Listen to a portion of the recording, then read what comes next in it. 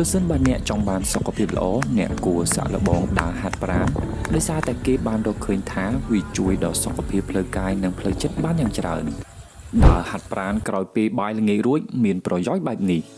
1. សម្រួលដល់ការច្រាលអាស៊ីតក្រពះវិធីនេះជួយបង្ការទឹកអាស៊ីតក្រពះមិនឲ្យច្រាលឡើងទៅបំពង់អាហារដែលការច្រាលឡើងភាគច្រើនកើតមាននៅពេលដែលអ្នកអង្គុយយូរឬគេងភ្លាមបន្ទាប់ពីទទួលទានអាហាររួចអ្នកត្រូវប្រកាសខ្លួនឯងផងថាអ្នកមិនបានទទួលទានអាហារណាដែលបង្កឲ្យមានការច្រាលទឹកអាស៊ីតក្រពះទើបការធ្វើបែបនេះអាចជួយអ្នកបាន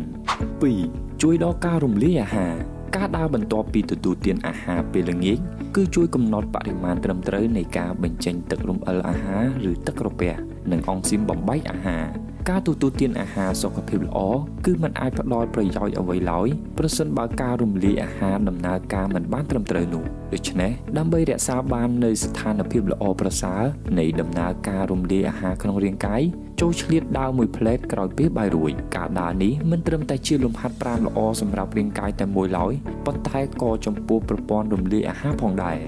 3. កាត់បន្ថយ stress ការចំណាយពេល20ទៅ30នាទីដើម្បីដើរភ្លាមៗក្រោយពីទទួលទានអាហាររួចគឺត្រូវបានណែនាំជាពិសេសសម្រាប់អ្នកដែលមានបញ្ហា stress ឬតានតឹងក្នុងអារម្មណ៍